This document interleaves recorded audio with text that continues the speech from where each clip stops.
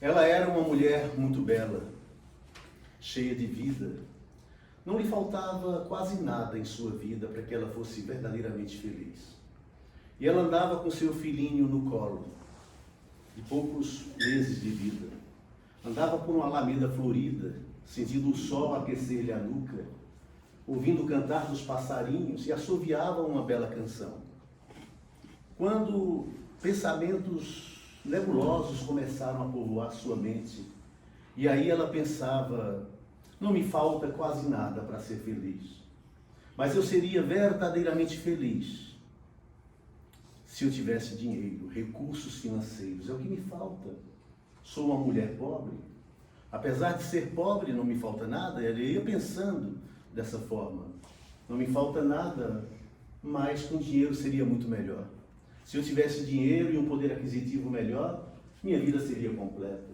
E assim ela foi pensando, assobiando uma suave canção, quando de repente ela escuta uma voz que lhe fala no seu íntimo: mulher, entra na caverna. Ela então para, olha para um lado, olha para o outro, não vê caverna alguma, acha que é fruto da sua imaginação e continua seu caminho, pensando ainda na possibilidade de ter dinheiro, um poder aquisitivo melhor para ser feliz. Quando mais uma vez ela escuta a sugestão: mulher, entra na caverna, e ela olha de lado e ela avista uma caverna. A voz lhe diz então: entre e você vai encontrar tudo o que você precisa na caverna. Pegue o que você quiser, o mais rápido possível, e saia. Porque em 3 minutos a caverna vai se fechar, para nunca mais voltar a se abrir. Ela então adentra na caverna, olha e vê ouro de todo tipo, rubis, esmeralda, diamantes, uma verdadeira riqueza, um tesouro incomensurável. Seus olhos então se arregalam de cobiça, e a voz ainda lhe fala: pegue o que você quiser, cate o que você precisar, porque em 3 minutos a caverna se fecha para nunca mais se abrir. Haja rápido. Ela então começa a pegar todos aqueles apetos, tudo que pode, porque o seu desejo vai ser realizado. Só lhe faltava dinheiro, riqueza, e agora ela encontrou. Ela começa a buscar tudo ali dentro da caverna, e para levar o máximo que pode, ela levanta a barra da saia, do vestido, e coloca quanto ouro e rubis, diamantes, esmeraldas ela pode.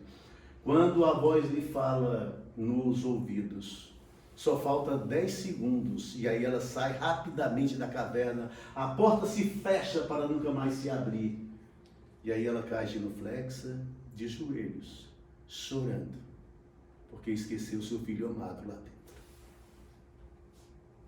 É mais ou menos assim a trajetória de um dependente químico. Muitas vezes ele tem tudo na vida para ser feliz.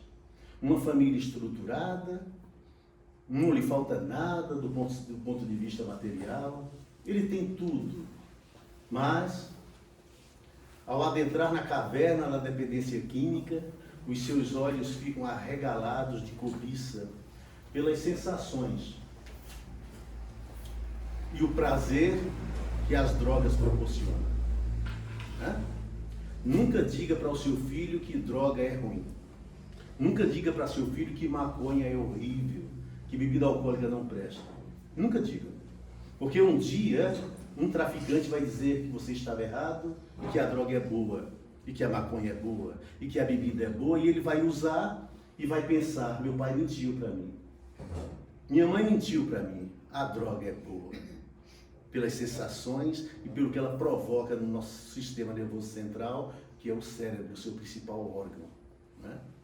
Mas as drogas sempre existiram na humanidade. O ser humano sempre gostou de substâncias que alterassem o seu humor, que lhe desse prazeres efêmeros e passageiros, sensação de felicidade. Sempre foi assim na humanidade. Sabe por quê?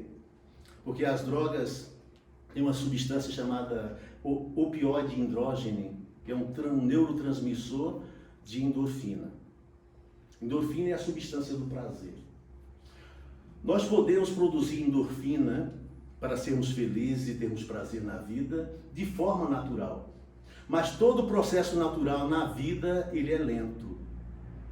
Então, pela lei do menor esforço, pela nossa ansiedade, pela pressa de ter prazer ou ser feliz, a gente usa drogas. Porque drogas produzem endorfina em quantidade acelerada no nosso cérebro. Por isso que as pessoas gostam tanto. O ser humano sempre gostou dessa substância que altera o seu humor. Porque é um atalho para ser feliz, entre aspas, que ele acha, né? Ele quer ser feliz e as drogas, de imediato, nos traz essa ilusão, né? O achado mais antigo que a arqueologia encontrou sobre dependência química no passado foi de uma placa que eles supõem ter sido de um túmulo de um egípcio, né? de um faraó egípcio. Na placa dizia assim: sua vida foi dissipada pelo consumo excessivo da cerveja e do vinho. Seu espírito foi arrebatado antes do tempo. Interessante, não? E mais interessante ainda é a coragem da família de ter colocado esta placa no túmulo do faraó. Sua vida foi consumida pelo consumo excessivo da cerveja e do vinho. Seu espírito foi arrebatado antes do tempo, a chamada morte prematura. Por que eu falei da coragem da família? Porque a dependência química, o alcoolismo, são doenças, porque a Organização Mundial de Saúde já estabelece como doença, número 303 do GAD, Código Internacional de Doença, né? Mas é a doença que todos escondem. Eu esconder que sou dependente químico é um mecanismo de defesa que faz parte da minha doença emocional. Mas a família também esconde por causa do estigma. Eu estou morto de bêbado na minha casa, estirado lá no sofá, como um porco. Chega um amigo meu, me chama: Adelina, Gesualdo está aí? Minha esposa fala: não, ele não chegou ainda. Esconde a situação. É uma doença que todos escondem. Então eu me admiro da coragem do familiar desse egípcio que colocou na sua tumba esta placa. Mas na própria Bíblia a gente vai encontrar relatos de bebidas, né? Que é a pior das drogas. O que eu falar aqui de droga vale para o álcool, tá? Às vezes eu vejo assim, as pessoas falando álcool e drogas. Como assim álcool e drogas? Eu não estou entendendo. Álcool e drogas? Como se álcool não fosse drogas? Droga? É álcool e outras drogas. Ou então falar somente de drogas incluindo o álcool no meio. Mas não a frase álcool e drogas. Até no CAPES em São Paulo, que é uma instituição do governo que trata de pessoas com dependência química, né? Tem o CAPES álcool e drogas. Como se álcool não fosse droga, né? E o porre mais antigo que a gente encontra na Bíblia, uma pessoa que se embriagou e deu o primeiro vexame familiar da história, está na Bíblia, em Gênesis 20, versículo 19. Em Gênesis 20, capítulo 19, Noé pousa a arca no Monte Ararat, né? Desce e planta uma vinha, produz uvas, faz vinho, se embriaga e dá o primeiro escândalo familiar da história, fica nu. Né? Até Cã, um dos seus filhos, zomba dele, foi amaldiçoado, e Sem, que era o filho bonzinho, né? Cobre o pai com uma manta e foi abençoado por Noé. É bíblico isso. Plantou vinho, plantou uva, fez vinho e deu o primeiro vexame histórico da terra, né? Tem até uma história que conta-se que quando Noé estava produzindo, plantando a vinha, o diabo, o tinhoso, o encardido, apareceu para ele e disse: Noé, o que plantas? Ele disse: eu estou plantando uma vinha aqui que produz frutos capitosos, né? Produz uma bebida inebriante. O diabo disse para ele: eu quero ficar sócio. E Noé aceitou a sociedade do tinhoso.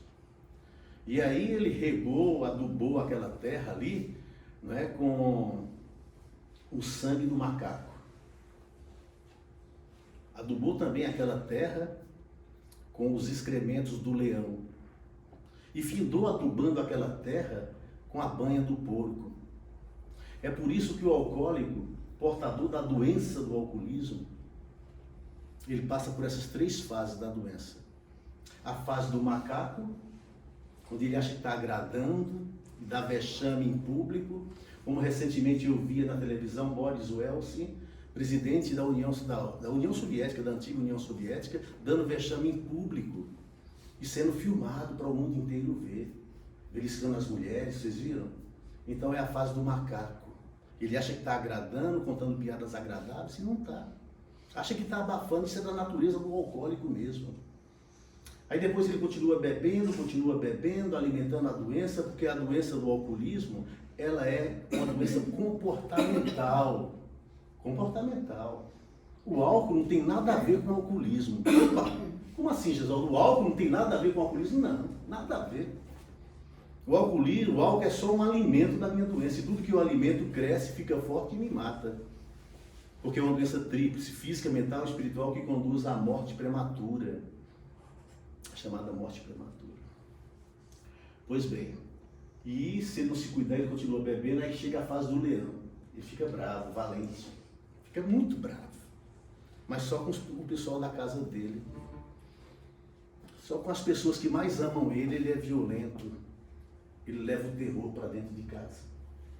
Mas dentro do bar, rodeado dos seus amigos, entre aspas, ele é beijado, babado, paga cerveja e bebida para todo mundo, nega de pagar um chocolate para o seu filho. Ele é um terror dentro de casa, mas é um bonachão dentro do bar. Essa é a fase do leão. Mas se ele continuar neste caminho, a doença é progressiva e determinação fatal, que conduz à loucura ou à morte prematura, ele vai chegar à fase do porco, onde ele não toma mais banho, não se cuida mais e vive jogado nas sarjetas da vida. Então Noé deu esse escândalo bíblico, né? E conta a lenda que ele ficou sócio do diabo, e é por isso que as pessoas que bebem passam por essa fase da dependência.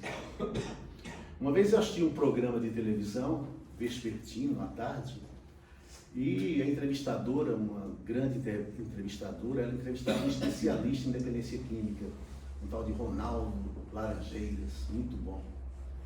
E ela perguntava para ele qual é a doença, a droga mais forte, porque ele havia explicado que de 10 pessoas que bebem, isso é ciência, de 10 pessoas que bebem, uma ou duas desenvolvem a problemática do alcoolismo. De 10 que bebem, uma ou duas desenvolvem a problemática do alcoolismo, se torna alcoólatra. De 10 pessoas que fumam maconha, 4 ou 5 desenvolvem a doença. E de 10 pessoas que cheiram cocaína, 8 ou 9 desenvolvem o vício, por cheirar o pó. Crack, então, de 10 pessoas que fumam crack é de 9 a 10. É uma substância altamente viciante. Eu já tinha explicado isso. Quando ela perguntou para ele, na sua opinião, doutor, qual é a droga mais forte, mais perigosa? Ele disse, é o álcool. Como assim? Se ela só causa problemas e danos a uma ou duas pessoas que bebem cada 10. Ele olhou para ela assim e disse, Silvia, você tem crack no seu armário em casa guardado? Não, doutor, claro que não. Ah, cocaína. Cocaína você deve ter no seu guarda-roupa lá guardado, não? Não, doutor, não. Maconha. Você não tem maconha lá na sua despensa? Não, doutor. E álcool? Você tem álcool na sua casa? Ah, tem, doutor. É por isso que ele é a mais perigosa. Faz parte de um contexto social. Beber faz parte de um contexto social. A bebida alcoólica ela está na comunidade mais pobre e está no Palácio do Planalto, nos coquetéis que a presidência oferece. O álcool está em tudo. Está no churrasco de fim de semana. Faz parte de um contexto social. Eu me lembro na minha infância lá no Nordeste, que beber lá no Nordeste parece que é cultura. Aquele povo inculto que é, né? Ignorante. Eu sou de lá, mas eu posso dizer com propriedade. Lá os homens bebem com força, com vontade. Parece que faz parte da cultura do Nordeste beber. Eu acompanhei na infância os pais bebendo cerveja, o filhinho no colo chorava, ele molhava a chupeta na cerveja e colocava na boca da criança. Eu presenciei muito isso. É por isso que o álcool é a droga mais perigosa. É a droga mais perigosa. Porque, meus amados, o jovem ele não entra na cocaína ou no crack primeiro. Muito difícil. Mas naquela cervejinha, naquele chopp que ele toma quando sai da faculdade, que tem sempre aquela lanchonete em frente que serve bebida alcoólica, onde eles se reúnem ali à noite, ou fim de semana, toma aquela cervejinha com os amigos, que é normal. Beber é normal no Brasil. Né? Religiosos bebem. Se eles soubessem o quanto é grave beber, mesmo um pouquinho, porque nós somos espírito. E o nosso principal órgão aqui na Terra de manifestação é o cérebro. É o cérebro que eu uso para me manifestar no plano físico. É o cérebro que me coloca cônscio dos meus 5 sentidos. Audição, paladar, visão, não é? É o cérebro. Já é difícil evoluir sóbrio. Já é difícil evoluir cônscio da minha, sabe? Com toda a minha consciência em dia, imagine bebendo. Porque altera o meu humor. Altera. Então, faz parte de uma cultura do Nordeste beber. Dizem até que lá só não bebe o sino, porque está de boca para baixo. Estive morando lá com a minha esposa um tempo, passamos 5 meses lá, né, amor? E aí fiz amizade com o Padre Alto, que era o padre da minha cidade, e abrimos um grupo de alcoólicos anônimos lá. E quase ninguém procurava. Quase ninguém procurava. Porque é muito difícil procurar ajuda nesse sentido. É muito difícil na doutrina espírita fazer reforma íntima. Porque fazer reforma íntima dói. É um processo doloroso. Sócrates chamava de parto, dar à luz, né? Transformar a minha escuridão em luz. Eu vou ter que abdicar de muitas coisas que me dão prazer. É difícil fazer reforma íntima. É muito difícil. Então, é uma cultura que as pessoas têm de beber. Então, o jovem não entra primeiro no crack, na cocaína, ele bebe primeiro. Porque aí bebendo ele quebra a censura interna, e quebrou a censura interna, o que vier é lucro. Se quebrar a censura interna, o que vier é lucro. É por isso que o álcool é uma das drogas mais pesadas que tem, mais perigosa. E não se esqueçam que ela é líquida, né? E o nosso corpo é líquido. E ela tem uma afinidade muito grande com as nossas células. Né? O álcool, quando eu bebo, o meu fígado transforma ele em acetaldeído. Acetaldeído, ele produz ácido lático. E o ácido lático, ele produz gordura no fígado e no sangue. Por isso que na terceira fase da doença o alcoólatra pega cirrose, hepatite, por causa disso. Então, o uso das drogas, seja ela qual for, é um caminho de ida para a morte. A consciência e um trabalho de recuperação é um trabalho de volta para a vida. Então é muito difícil. E as drogas, elas podem ser divididas em 3 classes, 3 categorias. As depressoras, as alucinógenas e as estimulantes. O álcool é uma droga depressora. Muito embora no começo, quando eu bebo, eu fico mais ativo. Mas é por pouco tempo. Se eu dou continuidade à minha forma de beber, com o tempo, as minhas defesas vão minando e aquela resistência para o beber vai diminuindo. E aí passa a ser uma droga depressiva. O alcoólico, a ciência já fala que ele tem uma enzima a mais no fígado. Ele aguenta beber muito. E via de regra a gente vê um dizer para o outro: você não sabe beber, faça como eu, bebo, não fica. É muito difícil um alcoólico que é portador da doença do alcoolismo ficar embriagado. Você vê na rua passar um homem carregando um outro bêbado, acha que o que está sendo carregado é o bêbado, é o alcoólatra. Não é, o outro, que estava bebendo junto, mas o alcoólico aguentou muito mais, não se embriagou e leva o outro não consegue, não é alcoólico, nunca mais bebe, tem uma ressaca danada, fica com medo e não bebe mais. Mas o outro continua porque é forte, né? Tem uma predisposição para o beber. E é isso que estabelece se a pessoa é ou não. No começo bebe muito e fica bêbado pouco. No final da sua trajetória, ele bebe pouco e fica bêbado muito. É o contrário. Porque tem 3 fases, né? Tanto no alcoolismo como nas outras drogas também, que é a mesma coisa, o alcoólico passa por 3 fases. A primeira fase é aquela onde ele bebe só finais de semana, para alegrar a sua vida, porque ele precisa daquilo como um atalho para encontrar uma certa felicidade.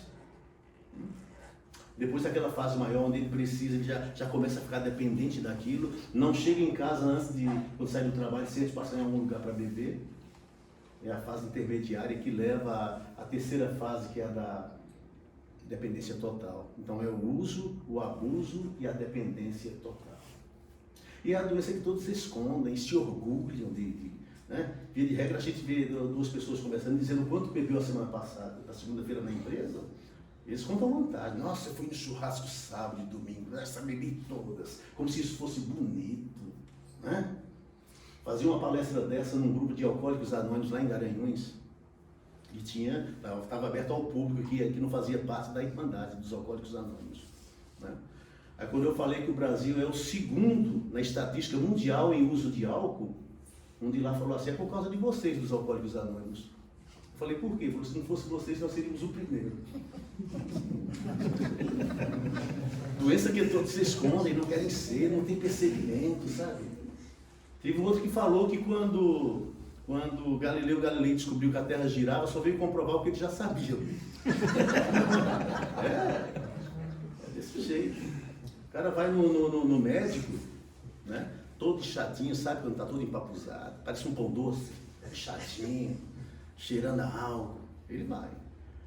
Quando chega lá, o médico examina ele e fala, olha, eu não posso te dar um diagnóstico agora, porque faltam alguns exames, mas eu acho que o seu caso é bebida.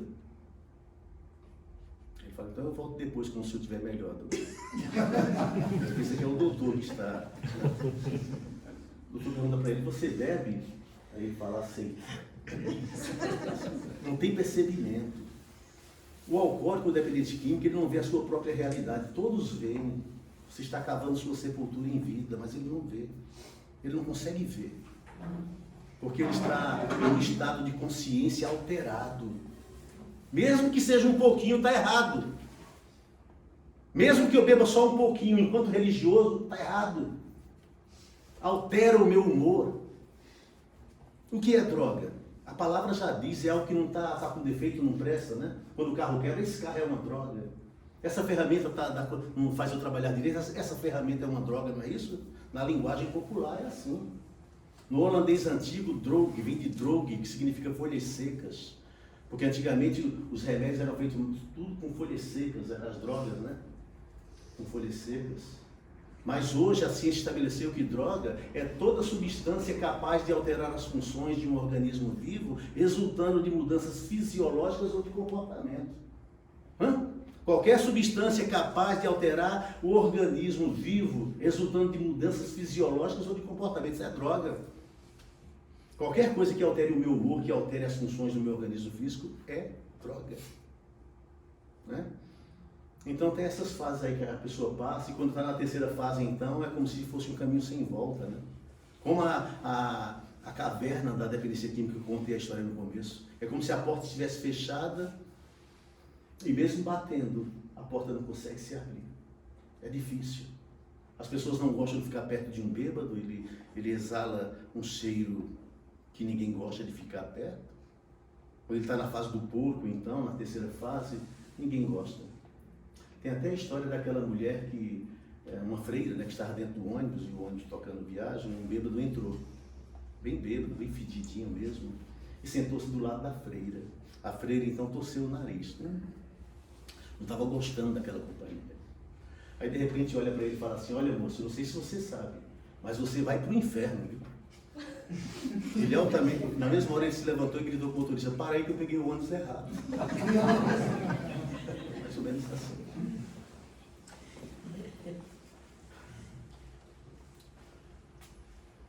E é uma cultura que todo mundo defende, né? Beber faz parte de um contexto social terrível. E tem como fundamento, tanto o álcool como outras drogas, o egoísmo. O egoísmo. O egoísmo que faz parte da sociedade humana. Todos nós temos egoísmo, orgulho, nós somos mais sombra do que luz. Nós temos luz também, porque somos filhos de Deus, que é luz universal. Mas desenvolvemos muita sombra em nós mesmos. E a pior dela, os dois grandes flagelos da humanidade, como reza a doutrina espírita, é o orgulho e o egoísmo. Porque, como pano de fundo, eu tenho a dependência química como egoísmo? Eu levanto o edifício da minha dependência química tendo como fundamento o egoísmo. Porque, como pano de fundo do egoísmo, eu tenho a insatisfação. Uma pessoa que não está satisfeita consigo mesma. Está faltando alguma coisa, como faltava a mulher da história. Dinheiro. Ao jovem que tem tudo na família para ser feliz, mas de repente para ele falta alguma coisa. Isso chama-se insatisfação. Aí ele bebe. Aí ele começa bebendo, para depois usar outras drogas. E as sensações que as drogas proporcionam fazem com que ele se veja um ser completo. Aquele ser que era tímido e que ele não gostava daquela timidez, de repente fica versátil e comunicativo. Porque as drogas fazem isso. Aquele ser que era pobre e tinha vergonha da pobreza em que estava, ficava rico. Vocês já viram um bêbado pobre? Não tem. Todos eles são ricos, são completos. Então, vou parar para quê, né? Eu vou parar para quê? Se produz endorfina, que é a substância do prazer. Claro que isso pode ser produzido de forma natural. Quando a gente está com a pessoa que a gente ama ao lado, está produzindo endorfina. O atleta que está praticando um esporte que gosta, está produzindo endorfina. Está tendo satisfação de vida, felicidade, de forma natural. Mas pela lei do menor esforço, a droga que produz opioide andrógeno, que é um neurotransmissor do prazer em quantidade acelerada, é mais fácil, né? É um atalho para ser feliz, para as coisas que eu acho que é legal. Então a gente vai bebendo, vai usando droga. Quando chega na terceira fase, fica difícil de voltar. Fica muito difícil de voltar. É como diz aquela música do Roberto Carlos, que você já até deve conhecer, o Careta, né? É até um alerta para quem usa droga, para quem bebe. Abro a camisa e encaro esse mundo de frente. Olho para a vida sem medo, sabendo onde vou. Digo que não quero, passo batido, acelero. São outras coisas que mexem com a minha cabeça. Meu grande barato é o cheiro da brisa do mar. Viajo na luz sagrada do meu coração. Viajo na luz das estrelas e fico feliz só de vê-las. E fico feliz de ser esse grande careta. Às vezes, quem sabe de tudo tem mais para saber. Que a porta tão larga na entrada se estreita depois. E quando lá dentro se apaga a luz da estrada perdida, é duro esmurrar as paredes buscando a saída. De volta para a vida. Talvez vocês achem uma droga essas coisas que eu falo, mas certas verdades nem sempre são fáceis de ouvir. Não custa pensar no que eu digo. Eu só quero ser seu amigo, mas pense no grande barato de ser um careta. Droga, quem afinal é você? Que está se acabando e não vê que a vida oferece outras coisas. Droga, por tudo, por nada e por quê? Nadar nessa praia para quê? Você não merece essas coisas. Então é um alerta. E quando lá dentro se apaga a luz da estrada perdida, é duro esmurrar as paredes buscando a saída. De volta para a vida. Há um tempo atrás, tinha uma propaganda na televisão que quem é da minha idade mais ou menos, ou um pouco mais novo que eu, já viu, que fazia propaganda anti-droga, o governo fazia isso. E aí aparecia a frase, drogas, um caminho sem volta, lembra? Foi proibido. Porque eu estava usando uma droga, eu estava bebendo e via essa propaganda, droga, um caminho sem volta. Bom, se não tem volta, eu vou continuar bebendo. Não tem volta. Então eles acharam que era muito perniciosa aquela frase. Estava equivocada, estava errado. Tiraram a frase. Porque, diferente da caverna que eu contei no começo, tem volta. Tem volta. É que é um esforço muito grande, uma vontade da pessoa de sair daquela situação e ajuda. No que tange a dependência química, sozinho fica muito difícil. porque é muito difícil. Mas um trabalho de ajuda é muito mais fácil. Se de repente esse carro meu aí da frente enguiçar quando eu for sair, eu não consigo empurrá-lo sozinho até uma ajuda, até um posto de combustível, até uma oficina, consigo? É muito difícil. Mas se todos vocês disserem, não, Jesus, a gente vai te ajudar, fica muito mais fácil juntos, né? Então, no que tange a doença na dependência química, é assim também, meus amados. É desse jeito. Precisa de ajuda. É muito difícil ficar parado sozinho. E se as pessoas param de beber ou de usar drogas sozinho, eles vão ter sempre aquelas chamadas bebedeiras secas. Porque, como eu disse agora há pouco, o álcool não tem nada a ver com o alcoolismo. Nada a ver. É uma doença comportamental. O álcool é só um alimento dessa minha doença que me mata, que me leva à sepultura. Mas eu posso ter as chamadas bebedeiras secas ou recaídas emocionais. Continuo sendo um tirano em casa. Muitas vezes as pessoas iniciam um trabalho de recuperação, de psicoterapia de grupo com alcoólicos anônimos, mas não entram no processo de recuperação, chegam em casa, é um tirano da mesma forma que eram antes. Só que isso é terrível, porque antes ele conseguia colocar a culpa de tudo que fazia de errado no álcool. Agora ele está sem beber, vai pôr a culpa em quem? Às vezes a esposa chega perto dele e fala, vai, dá um beijo aqui, deixa eu ver, você está tirando a álcool. Você não bebeu não, mas está bêbado. São as chamadas bebedeiras secas, das emoções. O orgulho, o egoísmo e outros defeitos, ou chamados pecados capitais, a humanidade tem, meus amados. Mas todos esses defeitos são mais exacerbados no dependente químico. Porque ele se esquece dele mesmo quando ele começa a usar a substância, e aí ele exacerba cada vez mais esses defeitos. Porque ele não liga mais para se mudar, para ser melhor.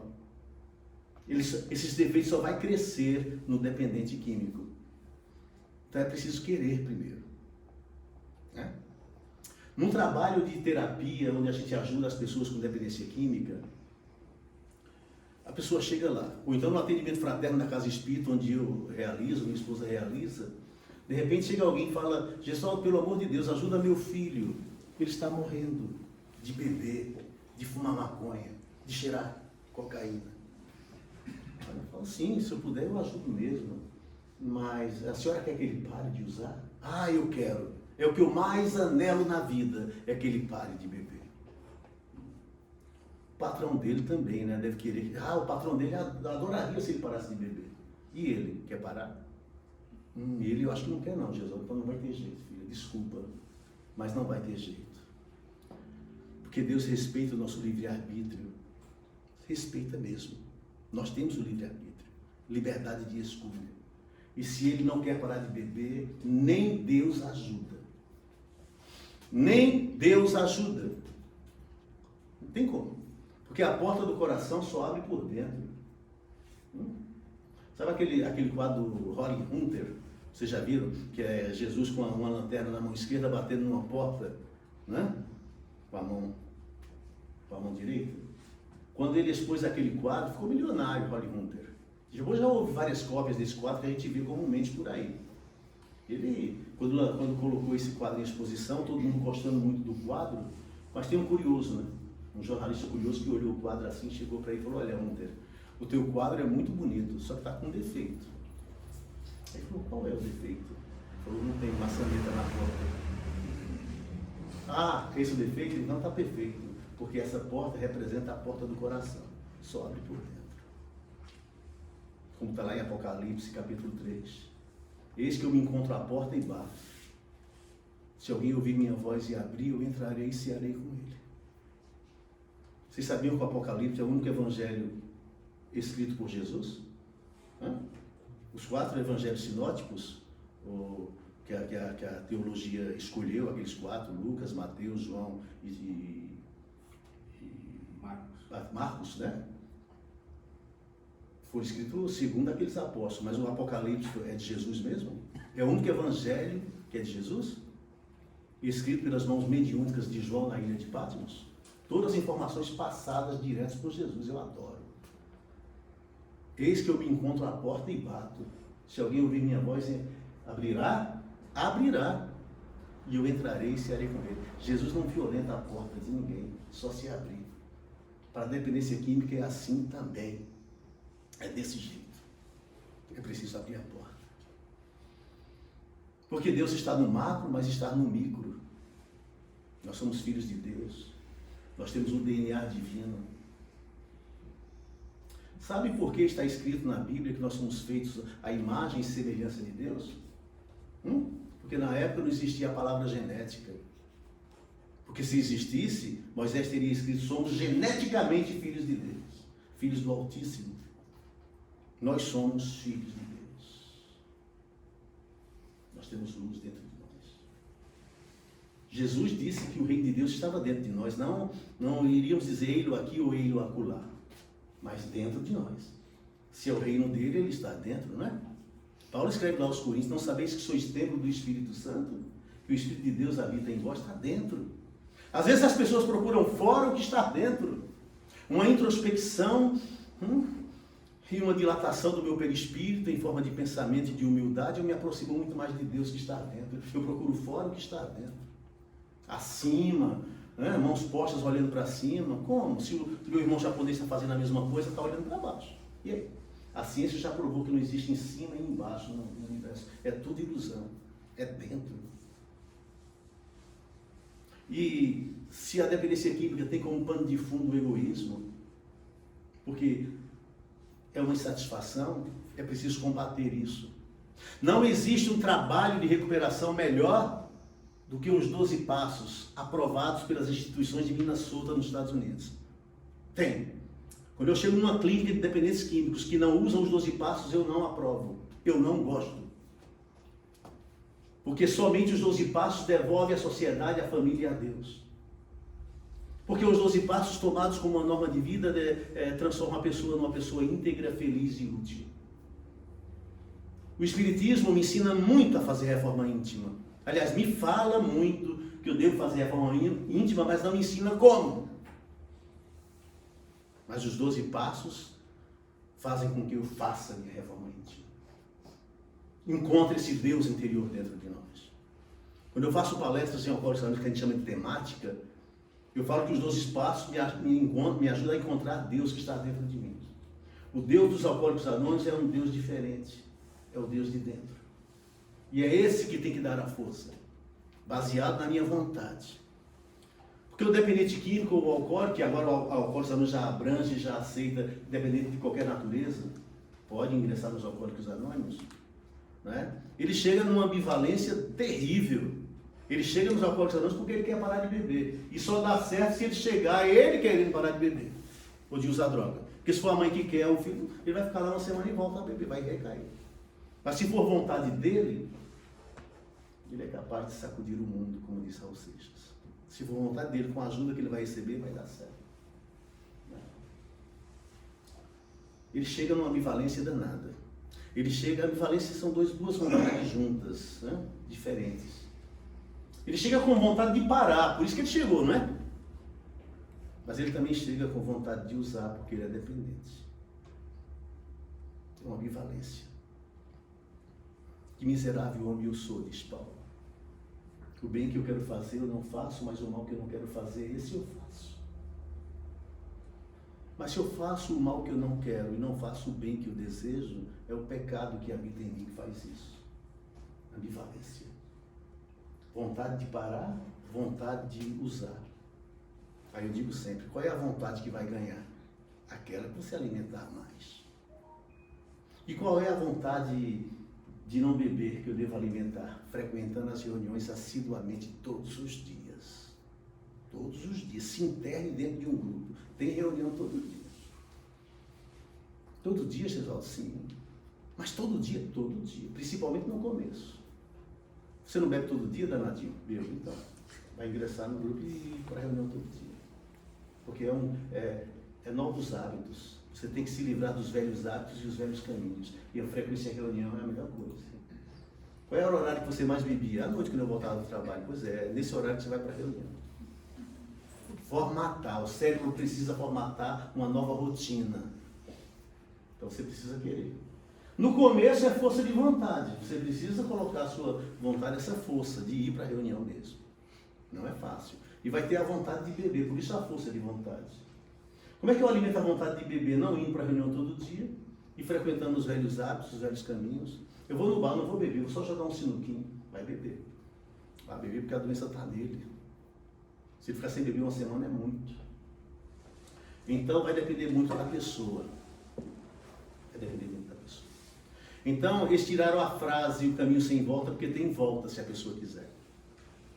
É dentro. É esse Deus anterior que vai funcionar. Chico Xavier escreveu uma poesia muito bacana por um espírito chamado João de Deus. É um diálogo entre uma mãe e uma filha. Mas é um diálogo interessantíssimo, onde a filha diz assim: minha mãe, onde está Deus? Ora essa, minha filha, Deus está na luz que brilha pela terra e pelos céus. Permanece na alvorada, no vento que embala os ninhos, no cantar dos passarinhos, na meiga flor orvalhada.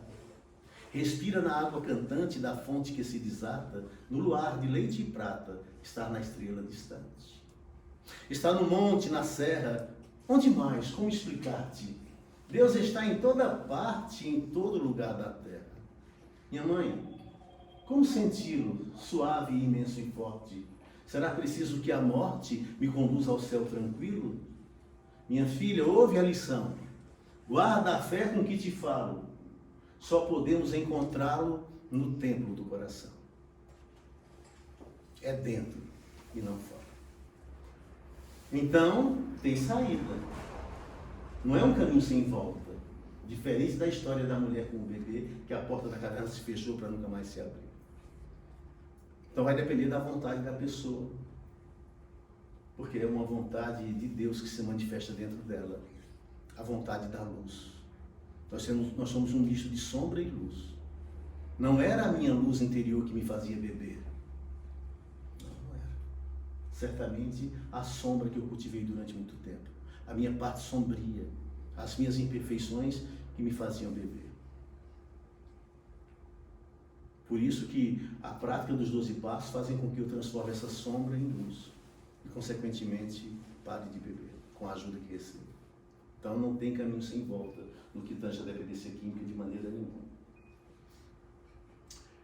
Dependência química é uma doença catalogada no número 303 do CAD, Código Internacional de Doença, que diz que é uma doença que se manifesta principalmente na maneira incontrolada de beber da vítima, a quem se dá o nome de alcoólatra. Quem é alcoólatra? Uma pessoa cuja maneira de beber causa um crescente e contínuo conflito em qualquer aspecto da sua vida. Então não é a quantidade, é a maneira de beber. Para quem é alcoólico,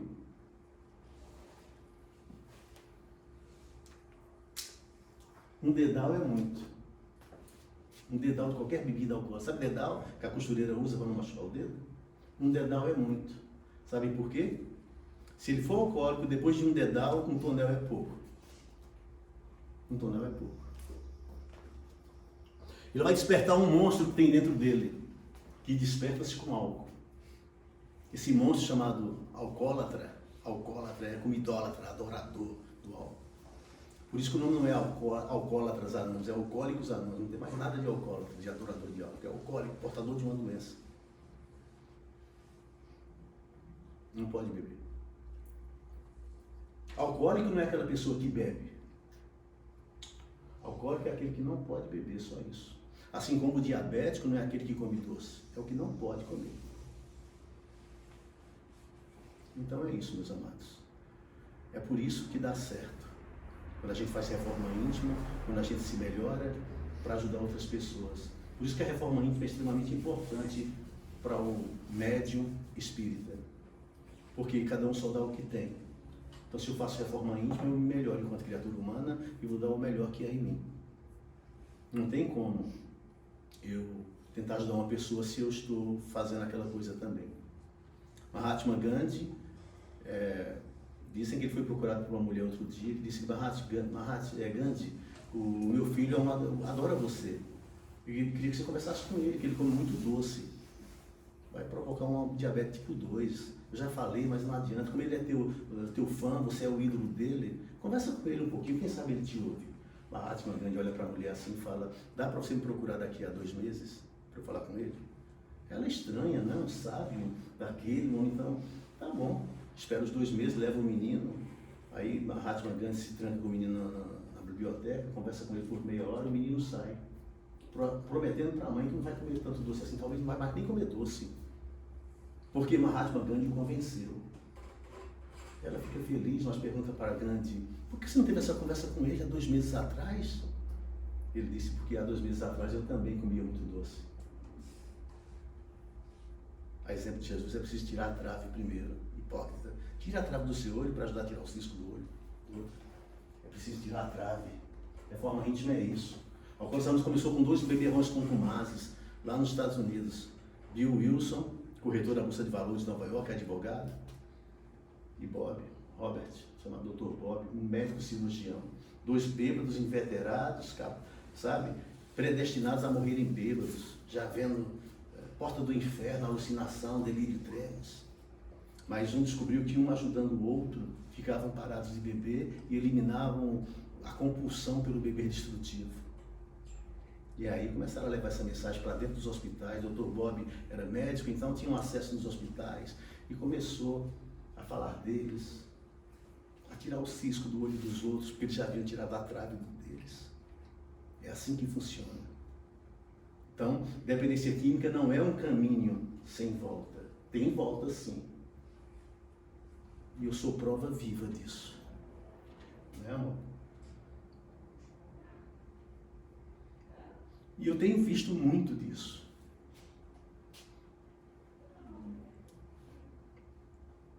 Então hoje a minha vida é essa. É dar de graça o que de graça eu recebi. Não é um caminho sem volta. Tem volta. E vida em abundância. Desde que a pessoa queira. Porque se a pessoa não quiser, como eu disse, nem Deus ajuda. A gente precisa seguir o exemplo de Jesus. O ano era 1494. 1494. E Leonardo da Vinci se afasta um pouco da tela em que está pintando. A tela já está quase pronta. Quase pronta.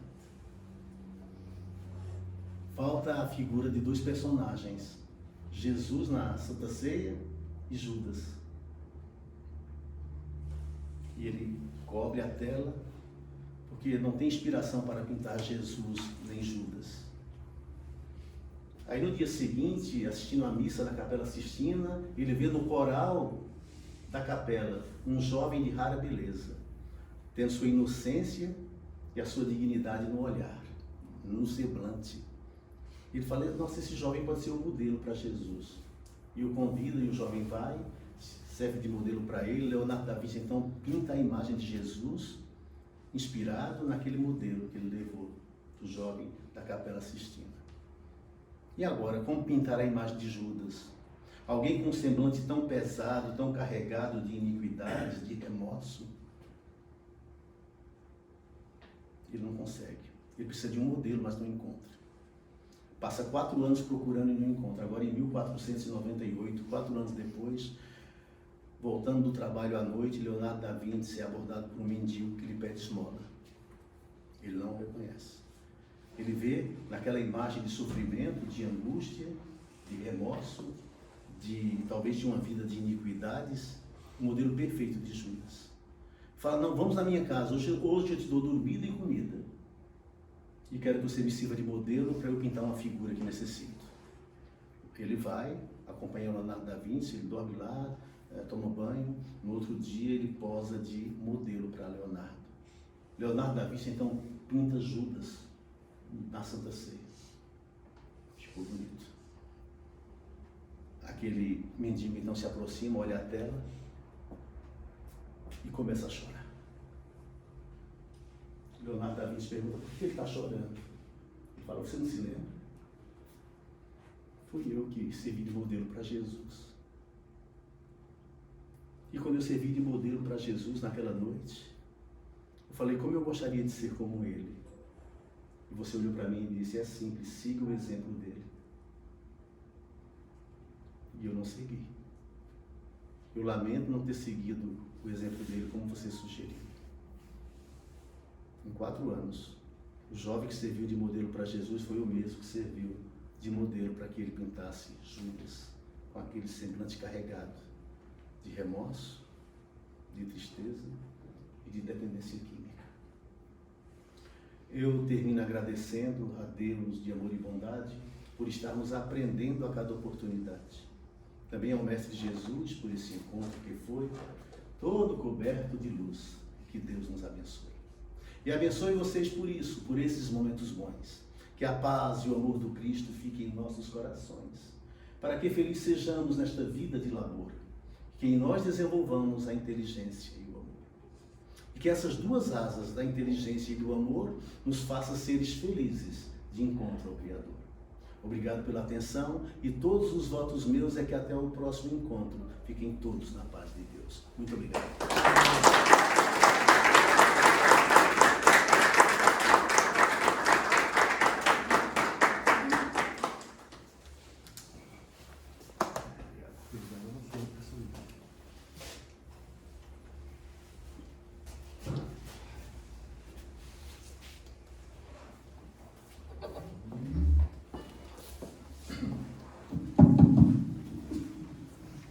Não tem muito o que falar, né? Não se agradecer. Você tem o endereço de Gandhi aí? Continuam comendo doce ainda, eu não consegui largar. Estou precisando de um contatinho básico. Tem mais alguns aí que estão querendo também. Mas eu vou criar vergonha na cara da minha mulher. Eu vou falar escondido que ela cobra depois. Está gravado, viu? Ela vai fazer o encerramento. Depois o Paulo vai querer falar. Então vamos lá, né, gente? Gratidão, Gesualdo, nosso amigo Gesualdo, escritor, poeta. Depois você deixa o seu canal, o pessoal se inscrever. Gesualdo Costa no YouTube, tá, gente? Procura lá, se inscreve, porque ele tem muitas palestras maravilhosas como esta, tá bom? Então vamos fechando os nossos olhos. E vamos agradecendo a Deus, nosso Pai, a Jesus, nosso Mestre Maior, agradecendo a nossa querida Mãe Maria, agradecendo aos mentores da casa, aos nossos mentores individuais, agradecendo sempre tantas bênçãos que recebemos, agradecendo esse amor grandioso do Pai, do Mestre Jesus, por cada um de nós. E sim, temos a força necessária, temos a centelha divina que nos direciona. Por isso vamos ficar atentos às nossas vidas e buscar seguir o caminho do amor.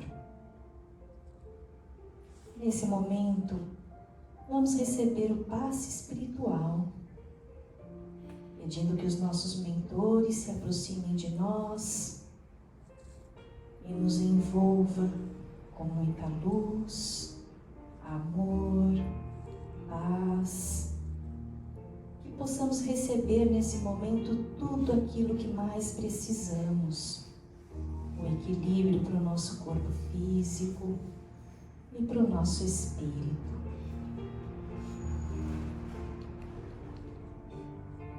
Com o nosso coração cheio de gratidão, vamos pedindo que essa luz que aqui se faz presente a nos envolver possa chegar aos nossos lares, envolvendo nossos familiares, envolvendo cada cantinho da nossa casa, nossas plantinhas, nossos animais. Que possamos levar essa luz para onde formos, os nossos trabalhos, levando essa luz do Mestre Jesus. E com o coração cheio de amor e gratidão, vamos encerrando a palestra de hoje, fazendo juntos a prece que o Mestre Jesus nos ensinou. Pai nosso que estais nos céus, santificado seja o vosso nome. Venha a nós o vosso reino. Seja feita a vossa vontade, assim na terra como nos céus. O pão nosso de cada dia nos dai hoje. Perdoai as nossas